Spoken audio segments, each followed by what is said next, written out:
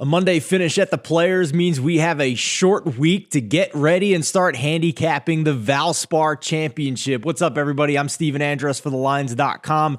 In this video, we're going to look at the opening odds here on Tuesday for the Valspar. We'll also look at John Hasselbauer's key stats to know, course preview, and also we'll dig through the early names that are popping up at the top of the model that I put together here as these opening odds came out on Tuesday. So first thing, make sure you hit the like and the subscribe button. Let us know in the comments who you are betting on in the Valspar this week and who's popping at the top of your projections.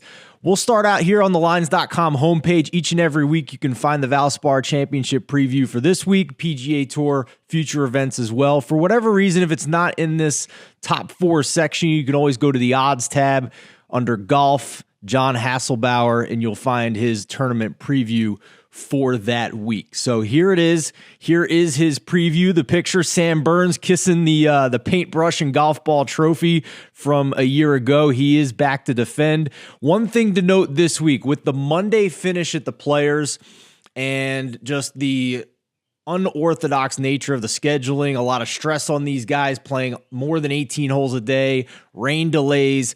Keep an eye out for early withdrawals. We've already seen Paul Casey not playing this week after originally being projected in this field. So look out for a lot of names potentially before the start of the tournament on Thursday that may be removed from the field by withdrawal. That could affect some odds. It could also affect voiding your outright tickets, giving you a little bit more bankroll to play with in the live markets or to try and fill those in before the tournament starts. So big week for withdrawals potentially. Right here on the article, you can see the favorites as we record around 10 o'clock in the morning East Coast time on Tuesday. Justin Thomas, the favorite at DraftKings, along with Victor Hovland at 10-1. They are 11-1 at FanDuel. Some of the other top six names on the board for the Valspar: Collin Morikawa, of course, best price at DK at 14-1. Dustin Johnson, after a course tying record 63 on Sunday at the Players, maybe he has found his game. 18-1 the best price. Sam Burns, the defending champ, you can find a 25-1 on him at Caesars. And then Xander Schauffele, anywhere from 14-1 up to 21-1, depending on which book you look at. If you look at this course, Copperhead at Innisbrook Resort, one of the things that John Hasselbauer points out is that nine par fours, but five of them are in the 400 to 450 range. So it might be smart to look at statistics in that category, considering the majority are around that yardage. And the specs for the course, we're looking at 7,300 yards, five par threes, so an extra par three on this course to make it a par 71, and then the four par fives. Par 5 scoring is important here. This is not an event that's a birdie fest. We have seen numbers in the low teens win here. A lot of rain in Florida, though, over the past week, so maybe the greens will be a little bit more receptive, but traditionally it is the par 5s where players make their hay, so that's the other statistic that we're considering here. When it comes to event and course history, there are 9 players who have made it through the cut in each appearance over the past 5 years with a minimum of 3 starts. Paul Casey, Sam Burns, Bill Haas, Brandt Snedeker, Matt Kuchar, Zach Johnson, and Kyle Stanley. But maybe more importantly, if you're looking at horses for the courses this week, players with multiple top 15 finishes at the Valspar over the last 5 years. Louis Oosthuizen, Paul Casey, who is not in the field now, he's withdrawn. Charles Schwartzel, Sam Burns, Bill Haas, Jason Kokrak, Adam Hadwin, Henrik Stenson, and Bubba Watson. A couple of those names we're going to touch on here in just a moment as well. Key stats to consider this week for John Hasselbauer. Strokes gained on approach, obviously, that's also my fundamental most weighted stat each week, 30% in my model this week. He's looking at good drives gained and fairways gained. This is not a bomber's paradise. You have to be strategic off the tee here and accurate. So we care a little bit more about accuracy this week than we do the big hitters. Strokes gained around the green and the derivatives that come with that, short game, scrambling. We mentioned the par 4 scoring in that particular yardage from 400 to 450. Par 5 scoring, John still likes to look at strokes gained putting. My particular style, I don't typically put strokes gained putting into my model unless it's a major.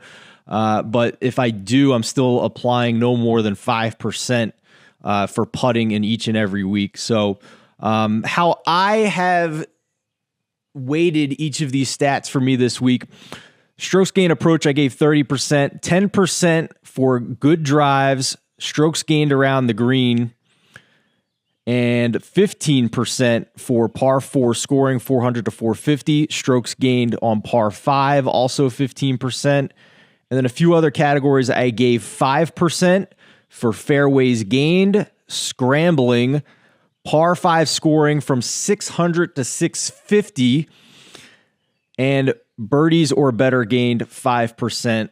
So that'll give us at least a little bit of putting into the model in a way. We still want people to be able to convert those birdie opportunities as well. So I want to see who is doing that most often. Let's go down here to the opening odds for the Valspar Championship. Excuse me, my head's all wacky with this weird players that we just had.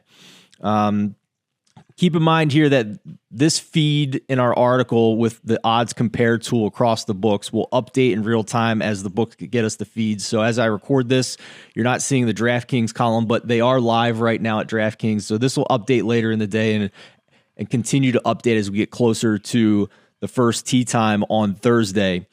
But you can see the favorites we have there. Dustin Johnson, and a little bit deeper down the board from the favorites we already talked about. Got names like Louis Oosthuizen, Shane Lowry, Paul Casey, who, again, he's withdrawn, but Tyrrell Hatton in this shorter than 30 to 1 range. There's Brooks Koepka again, still not playing great golf, but still shorter than 30 to 1 in a weaker field. If we go a little bit north of that number, we get a guy with some solid win equity, Jason Kokrak at 36 to 1.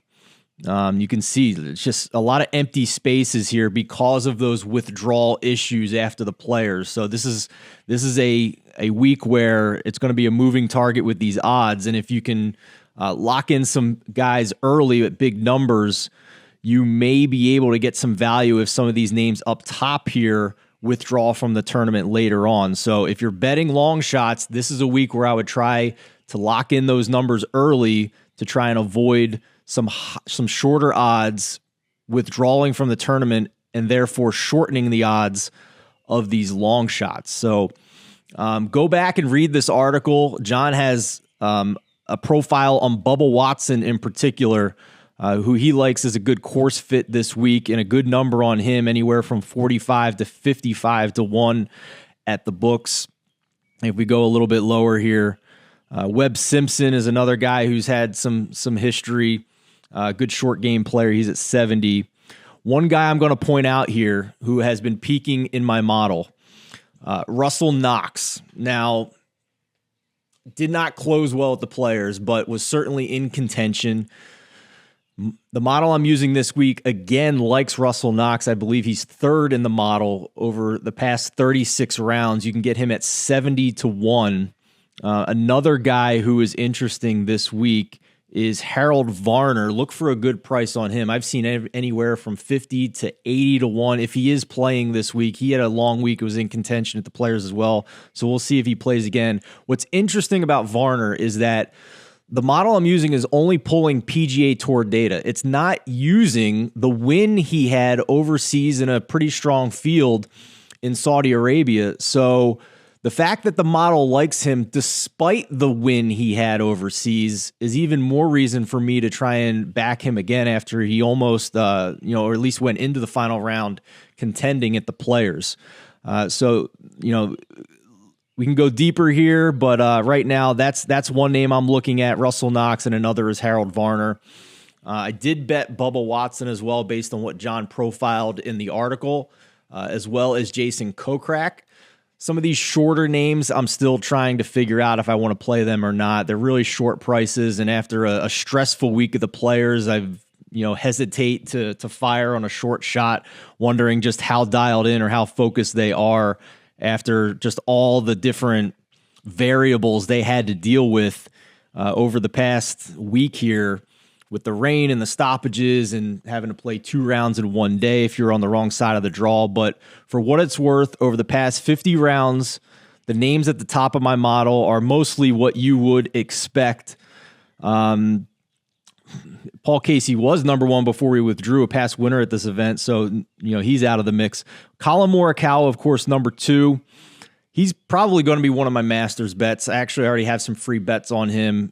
Not just the elite approach play, but also what he's done off the tee of late. He switched to that new Carbonwood driver, I believe, and he's been a lot more consistent off the tee than he has been even last year when he won 2 majors.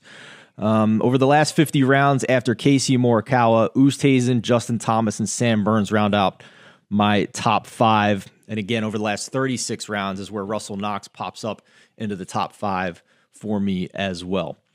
I hope this was helpful for you guys. Be sure to check out later in the week John's betting card for this week. In the top right corner of the Lions website, you can click on this Discord button and join our golf community. A ton of awesome conversation, ideas being batted around, betting cards being shared for each tournament. It's free to join, unlike some other betting sites out there. Great resource for you guys to kind of crowdsource what everybody's thinking and also see some other stats that people have unearthed in the lead up to this 2022 Valspar Championship. And again, hit that like button, hit that subscribe button to stay up to date with the videos we're sharing here on our YouTube channel, and let us know in the comments who you like this week in the Valspar.